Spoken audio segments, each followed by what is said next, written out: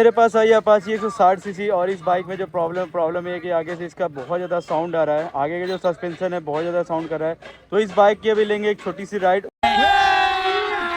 अभी मजा आएगा ना भिड़ो। उसके बाद चेक करेंगे कि बाइक जो है कि बाइक में क्या क्या प्रॉब्लम है, क्या क्या प्रॉब्लम नहीं है। तो चलते हैं। तो इस बाइक में जो प्रॉब्लम है वो इस वाले रोड पे भी पता नहीं चल रहा है। कस्टमर की कंप्लेंट ये थी को जो है कि थोड़ा उबड़ खाबड़ रोड पे लेके जाओ तो उसका आगे का सस्पेंशन या आगे का जो भी सिस्टम है वो बहुत ही ज़्यादा साउंड आ रहा था।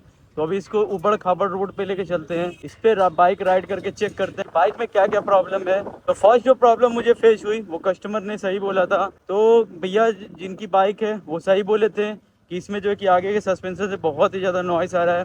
ऐसे गड्ढे में गाड़ी कूदी है तो खट खट बहुत ज़्यादा साउंड आ रहा है। तो अभी जो है कि अपनी शॉप पे चलते हैं और अपनी शॉप पे चल के इसका आगे वाला सस्पेंशन जो है कि पूरा तरीके से ओपन करवाते हैं और इसमें डालेंगे हम कॉन्सेट। तो इसका आगे वाला कॉन्सेट जो है कि डैमेज हो चुका है, इसकी वजह से प्रॉब्लम बहुत ज़्यादा आ रहा है। खासकर अपाची बाइक में जो है कि कॉन्सेट की प्रॉब्लम सबसे ज़्यादा होती है। अगर आप जैसे बाइक राइड करते हो अपाची आरटीआर वगैरह या आरटीआर में तो खासकर ज़्यादा ही इशू है या प्रॉब्लम है। ये सब ब्रेक लेने पे आगे से खट खट खट खट का नॉइज़ बहुत ज़्यादा आता है। तो अभी फटाफट अपनी शॉप आ गई किंग ऑटो पार्ट्स में इसको लेके चलते हैं और इसमें एडमिट करते हैं और फटाफट इसका जो है कि इलाज करते हैं।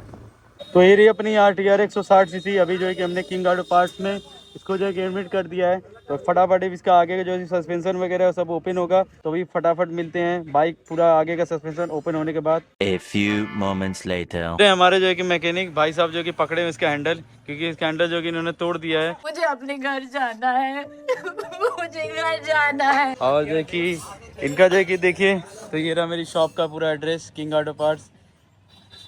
तो अभी जो है कि इसकी मुंडी वगैरह टूट गई है तो ये मुंडी पकड़े हुए हैं भाई साहब काफ़ी देर से। तो इनका हाथ वह दर्द करने लगा है। तो फटाफट हम चले गए कॉन्सेट लाने। तो ये रहा इसका कॉन्सेट।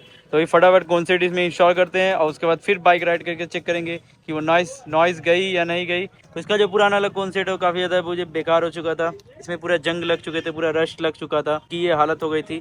तो अभी कॉन्सेट जो है कि फटाफट इसमें एक इसमें लगेगा और एक इसके नीचे लगेगा। तो अभी छर्रा बिर्रा सब कुछ लगाने के बाद फिर मिलते हैं। A few moments later. तो फाइनली गाइस ये रही अपनी अपाची 160 और इसका जो है कि मेरे मैकेनिक ने जो है कि कॉन्सेट लगा दिया है। तो गाइस अभी जो है कि पूरी तरीके से अंधेरा हो चुका है और अभी जो टाइमिंग हो रहा है 7 o'clock हो रहा है। तो इसमें कॉन्सेट लगाने के बाद अभी जो साउंड था वो साउंड अभी चेक करते हैं। तो अभी ये प्लेन रोड है तो अभी चलते हैं ऊबड़ खाबड़ वाले रोड पे।